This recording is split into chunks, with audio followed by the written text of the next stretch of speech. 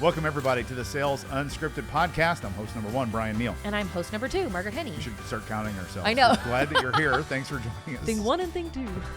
You like that, don't you? I do. Yeah, we just had a strategy lunch. It was really fun. Yeah. Margaret and I never really go to lunch ever. I So know. we did. I know. It's I kind was of like, fun. this is nice. It's kind of fun, isn't it? Yeah, so we talked about what we're doing with the podcast and some topics and some other things that we learned about that we're very similar in. Yeah, One yeah, is yeah. we're both extroverted introverts, aren't That's we? true. And we both talked about how we handle ourselves in crowds, and it's very similar. Yeah. And I was surprised to hear this about you, by Most the way, people because are. I was like, Most people hey, are. like you, I Most am an people are. extrovert because I think that's like how I present. Same. But people who know me best know that I am an extrovert to a point, and then I fall off a cliff. Yeah, Where same. it's not like I gently am like, oh, I think I need to go. I'm like, I'm firing on all cylinders, and then all of a sudden I'm like, don't talk to me. I have to go home right now.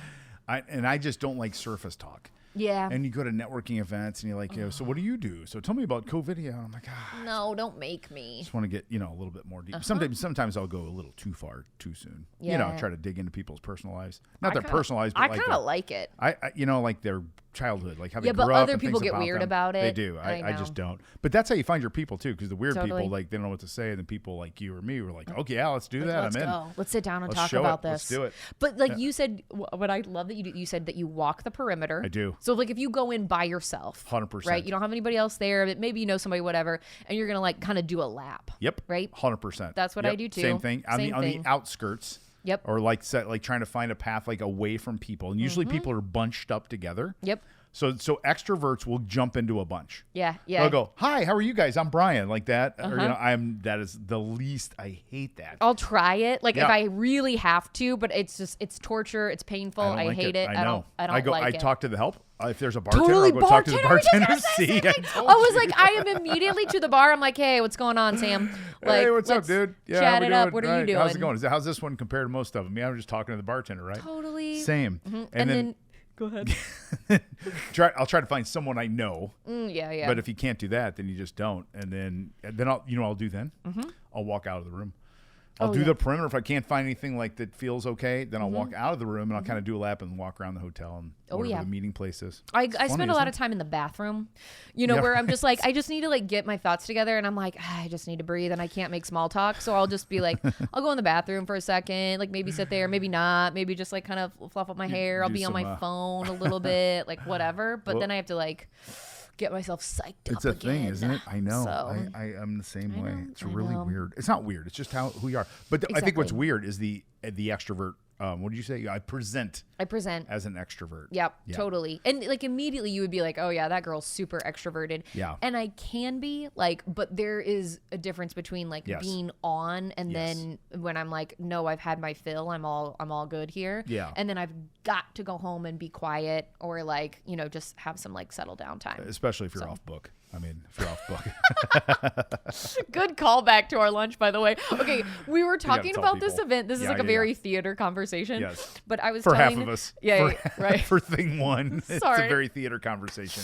For thing two, we were lost. You were like, what are you talking about off book? Yes. So a really good friend of mine, Sarah Meyer, one of my dearest friends in the whole world. Sarah. She was in this great like fundraiser thing for the IRT, which is the Indiana Repertory Theater here in Yes. Indianapolis. Yes. And they did this fundraiser where kind of like local celebrities or movers and shakers like do this kind of skit, Yeah. whatever. So it's a couple hours, whatever. It's cool. Anyway, and I was like, oh yeah, they like, you don't have to be off book or anything. Because I was telling Brian that he should do it. And he was like, what? What does off book mean? And I it didn't mean- know.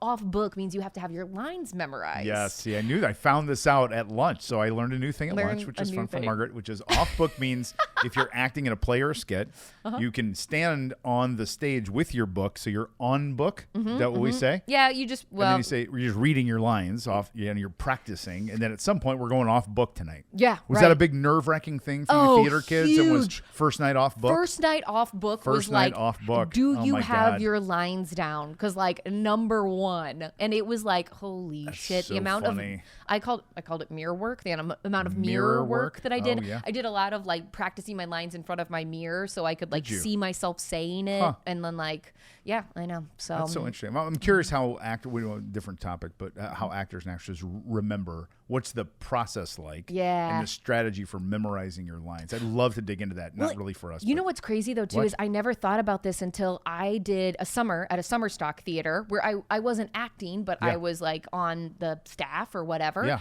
And there were some actors who were there, some like big time actors, some are stage actors, some are screen actors. Yeah. Memorizing your lines is not a thing for screen actors, or like not because really? they do scene. Oh yeah, by and scene. then they go to their truck or trailer, right? And then they're like, go okay, now I'm gonna do drink this tequila one. and get high, and then they come back out and do the scene. I don't know if it's like that, but for some people, maybe if you are a theater actor, and this is me being a little bit snooty, Sounds you like it. have to know your shit. Yes. Like you have to know a 2 or 3 hour all of your lines, and if you don't have them memorized, you're not getting anywhere. But for a screen actor, you do one scene at a time, and after you've done that scene, you're done, and you can put those out of your brain. Totally different for live performances. We should do that. We should someday bring a small scene in Yeah. that we can act, and I'll try to memorize. Be You know, I took off acting in book. college. You know that? I did know that. I took Yes. T120. Yeah, that's why Yeah. you're such a We did a good improv, good at A improv. nonsense scene. You know what that is? No, I don't. It's basically some lines that have no context. Did we talk about this already? No. Maybe we did. I thought we did.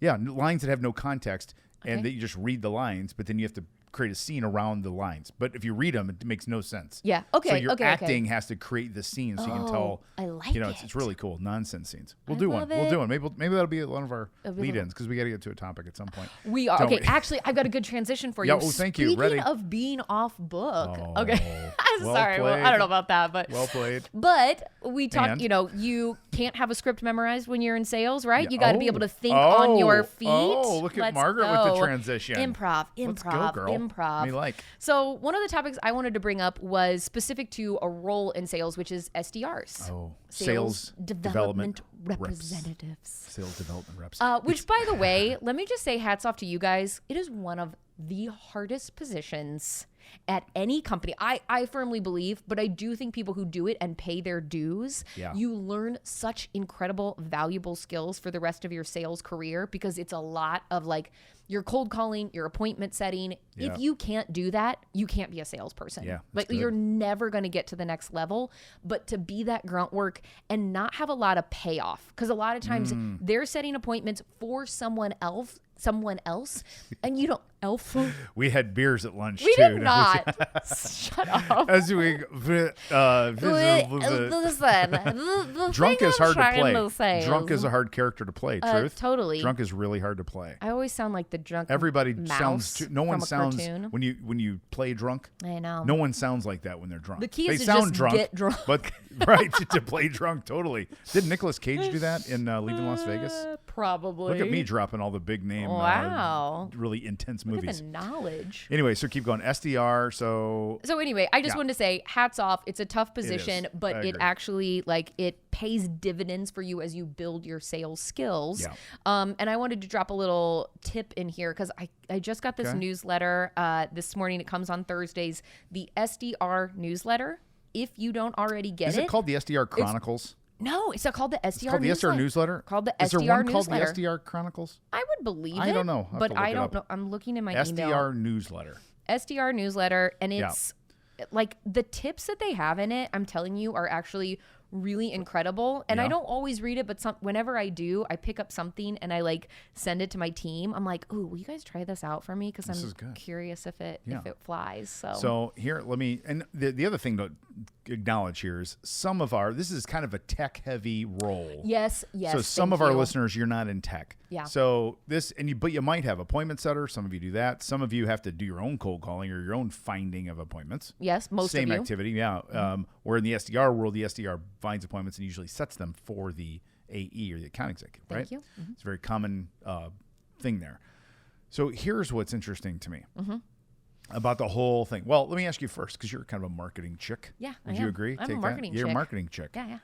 There's a big debate whether this SDR lead generation function should be under marketing or sales to start with, right? So that's a yes. thing. What's your take on that one? I think it should be sales. Sales. Do you really? I That actually do. surprises me. I thought you'd say marketing. I know. Why do you think it should be under sales? Well, so this is just from That's my good. own personal experience because Yeah. we've tried having it led under both sales and under marketing. Yep. And I think it can work. It really depends how your company is set up, honestly. Yep. But I think I love to, at our company, which is co-video, by the way. Yes, we know. Use co-video messaging. Sorry. Subliminal. What are they cut on? I like to use SDRs, or I think it's a great way as sort of a training grounds for salespeople. Yes. And so like you're skilling up in those ways. And if you're led by someone who is more of a marketing brain, I think you're missing out on some of the skills that you need to get to that next level. Because usually you don't see people who are like, I love being an SDR. I'm going to be here for years. It's a grind. It's a grind. It's probably something that you do for a year, 2 years, maybe 3 years maximum until you're kind of like, I'm burnt out. I'm ready to go to the next level. Yeah. And I think if you're being led by marketing people, by the way, I'm going to tell you a dirty secret. Oh, let's hear it. Okay. I like secrets, but the dirty secrets are way better. Way better. We should have had another beer at lunch. I think sometimes in these roles that are really hard to find people who are great at them, make sure you are advocating for yourself, because if you're good at it, people will try to keep you there. Oh, that is a dirty little secret. It's a dirty secret. Because if you're too good at it. If you're too good at your job, right? Then it's like, hey, because you would think, hey, if I'm great at my job, I should be going to the next level, right? Oh. It's a job that is really tough to find people who are great at it. And there's a lot of turnover and transition. So if you find someone who's great, a lot of times people are like, particularly in marketing, they don't want them to go to the next level. Salespeople will be like, that's a good future salesperson. We want them to go up to the next level. So just a heads up, you should make sure you are always advocating for yourself. So you should just suck just a little. No, don't. That's not the moral of the story. No, it's interesting. You're right, because there's nowhere to go. Yes. Well, I guess the moral should also be for leaders is don't be so goddamn selfish. Right, exactly. Thank you very much. Yeah. So now I'm going to go a little contrarian on you a little bit. Please. Just a little bit. Not against you, against it. Yeah. So I've been grappling with, you like that word, grappling? I do. Wrestling, love right? it. Thinking about the role in general and the way that it works. And what I'm wondering is, here's what I'm thinking. So let's go cold calling. So like you said, it's grind, pay your dues, I love all that stuff. And I had to do cold calling with no internet, with a landline phone. Were you just like phone book? Yeah, there was a book here in Indianapolis.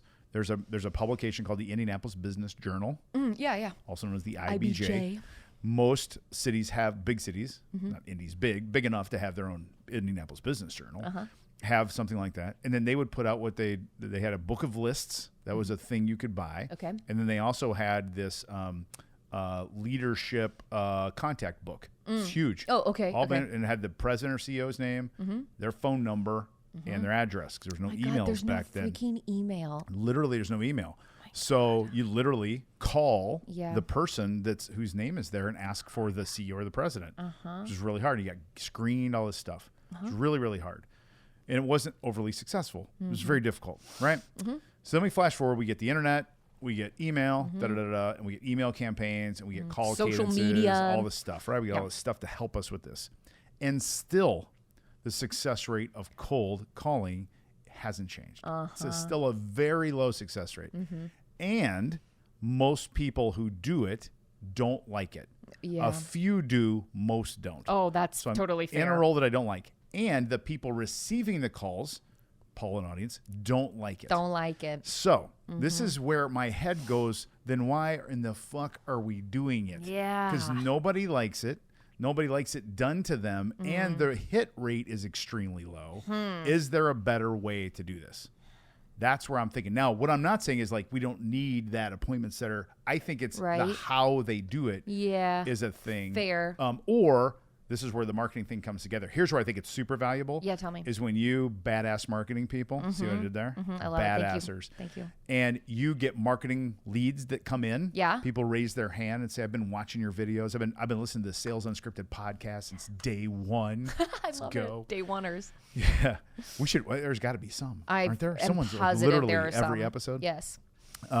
So those leads come in. Those leads do need to be somewhat vetted before they get to maybe a more senior salesperson. Oh, yes. Then I think a great use of this BDR, SDR role. Okay.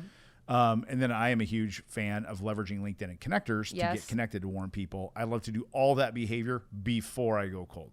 Yeah. That's fair. So that's where I just get stuck a little bit in my head. And the whole, there's a big debate. I guess cold calling dead. And, and there's like, and I'm saying, I'm like, pay your dues. Like everyone's, which I get, but I'm like, do I have to pay my dues? Like here's what, I'm not going to make my team not use the internet and not use email and go call have a phone book, right? Hell no. Because it's like, why would I do that?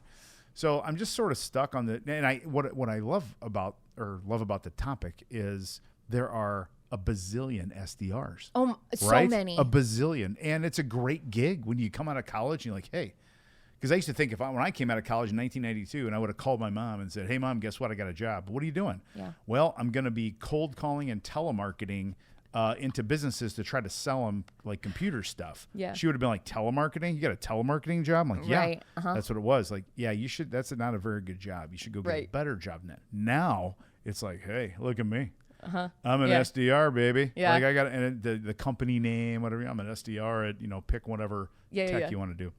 So now it's cool. It's cool all of a sudden. What are your thoughts on this? You bring up completely great points. Everything that you said is true. Like the people who are doing it don't love doing it. The people who receive it don't love receiving it. Right. And yet there is still, and one of the reasons I think it has been like it's still about the same level as successful is because volume has also increased, right? Okay, Even though all of these tools have gone up, I think it's probably stayed about the same as successful because it's like, okay, well, those people, when they weren't having emails or weren't having phone calls or whatever, like it wasn't as many people. So the volume of that has also increased. So to me, there's like a correlation between that. So the net number is bigger. The percentage may be the same, but I'm getting more chances. Yes. Because I'm more efficient, right? Exactly. And I would guess that there were probably spikes when we had new tools come in. It was like, oh, damn, this success rate went up when we had this tool. But then it levels off because it becomes the norm and we become numb to it. And we're like, I'm getting all these emails and, whatever. So I don't know. I can't say that it's like this is absolutely imperative, but it feels like there's still a place for it sometimes. So 100%. Well, here's where I'm at. And I like to look around sometimes and put the ego in the back pocket and go, there are a shit ton of SDRs, and there's some really smart dudes and gals running these companies that are looking at data, and somewhere in the data, I'm thinking, this makes sense. It makes total sense to do. Right. Well, I used to work at Procter & Gamble. Right. We did couponing. So I'm kind of a little bit of a contrarian guy anyway. So I'm like, hey, do people really use this shit? Yeah. Do people really clip coupons? And of course, it's P&G, so they had all this data. And the redemption rate would be somewhere in the 0.7 to 1.2%. Okay. So you send out, 1,000 coupons, and 7 people turn them in out of 1,000. You're like, God, is that a success rate? Right. Like, what are we doing? Surely there's a better way. But the math made sense. The cost of sending the coupons relative to the return of those 7 people that went to Kroger and bought Tide made sense. And so I'm like, you know what? Can't argue with it. No, you can't argue with that. Well, and think about an SDR program too, where it's not just pure cold. Like, let's imagine a great marketing team, right? Let's imagine. Let's us be one. You are one. Right. So maybe they're not necessarily a hand raiser where they said like, okay, yeah, I definitely want to participate in a demo and now I need to be vetted. But maybe they downloaded a resource. Maybe they attended a webinar. So they're on the peripheral. 100%. It's in their mind. Yes. It makes sense for those people to be called and be like, hey, it looks like there's some kind of interest here. Like, let's chat about what's going on. Okay. I love it then. Okay. I love it then because there's no doubt that has to be. Answer. We found that. Amazing. It's marketing's fault. That's why it doesn't work. You give us shitty lists. How many times have you ever heard that? Oh my God, I've been working this list, man. This list is tired, man. This is bad. Did you guys even vet this list out, man?